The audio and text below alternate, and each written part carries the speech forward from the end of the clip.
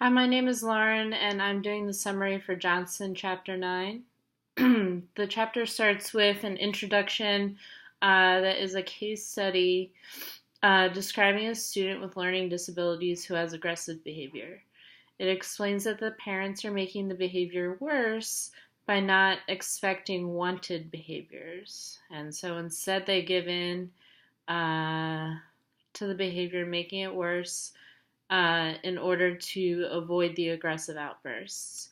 So the siblings in the family also do not follow adult direction, although they do not have the same tantrums that the client has, but they were observed to also be aggressive. The parents use corporal punishment, and physical consequences occurred if the children did not follow adult directives. The case study says that the family made it socially acceptable and even a part of their family culture to be aggressive. So the next section is titled Culture. And there are some culture-free contingencies. The first one is behavior is influenced and controlled by our senses. The next one is our skeletal system limits our behaviors and causes consequences for behaviors. So, for example, if you jump off of a roof, you are going to hurt yourself and break your legs probably. Influence, the next section is called Influence on Culture. Social impacts on behavior is called culture. So social impacts, I want to say that again because that's important. Social impacts on behavior is called culture. Verbal behavior is the biggest behavior that is affected by culture. Customs, manners, and values can be part of culture. Awareness of our own behaviors are a result of our social history. And behavioral processes are unchanged whether social influences are present or not. Now, the next section is called Natural Selection. Contingencies maintained by social and cultural practices are difficult to study because it takes decades to study. Controlling variables can be social or cultural, and they change over time. And this is mentioned several times in the chapter where the change over time can be easily studied, whereas individual practices, it's a little bit harder. So this change over time can be studied. Behaviors can also be controlled by functions, which we already learned about. Social approval can be a controlling factor as well.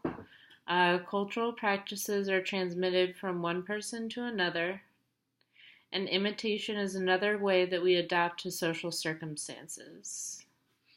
But later on in the chapter, they mention imitation, and that when you're trying to change a culture, it's not necessarily the most effective route. It is common for people to imitate others who are successful. Social conventions are rules that have consequences that are social in nature. Health and reproductive fitness are ultimate reinforcers. Proximate reinforcers are socially mediated consequences, and proximate reinforcers may lead to the ultimate reinforcers. So, where does all of this information lead to? And what is the role of behavioral science when we're talking about social interactions and culture? So, a cultural practice must be shared by its members and is always changing. This change can be studied, like I said. Rights and values are the descriptors of culture. Systematic efforts to change rights or values within a culture is very difficult, especially if the rights or values are providing reinforcement. So if somebody is being reinforced by something, it's very difficult to remove that reinforcement. The media is a huge outlet to spark cultural change. Taxes are also effective as people are concerned with costs. So when governments want to let's say, control the food that we eat. They put taxes on certain foods and not on others. When the government steps in, there's a possibility for counter control to happen. So, for example, the example they gave in the book was prohibition. And basically, what happened with that was in 1920, they passed a bill where alcohol was only in speakeasies, and it caused a lot of crime. And it turns out in 1933, the bill was eradicated. So counter control is when too much control is placed on something, and as a result, behavior is increased. So basically what Johnston is saying is a better option is a gradual increase of the pace of cultural change. It's much more effective.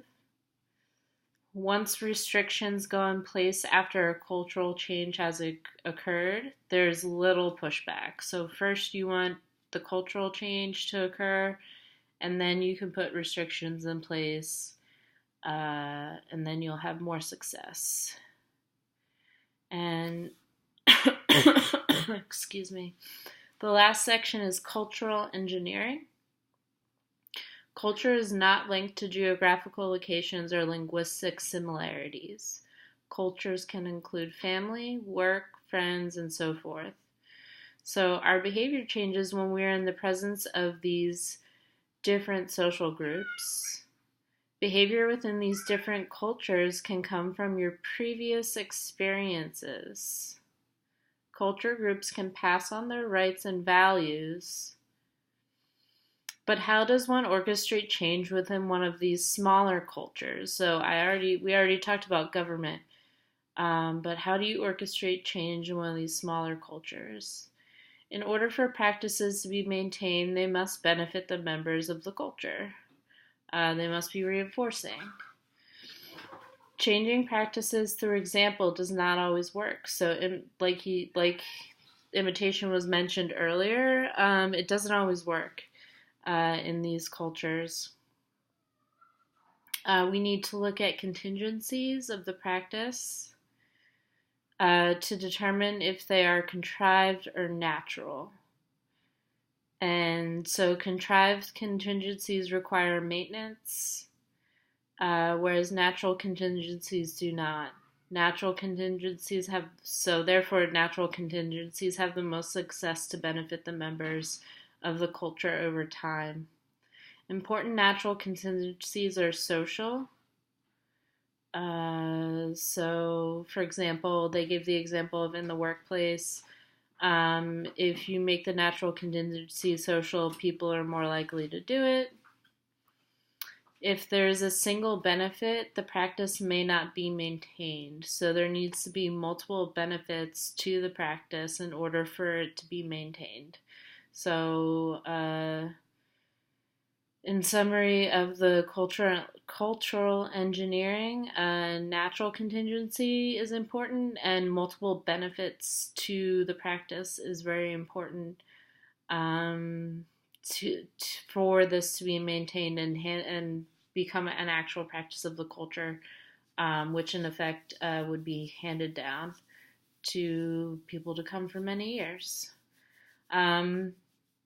My question for this chapter is, I was somewhat intrigued by the examples by the cultural engineering, but I was still not totally clear and couldn't really relate.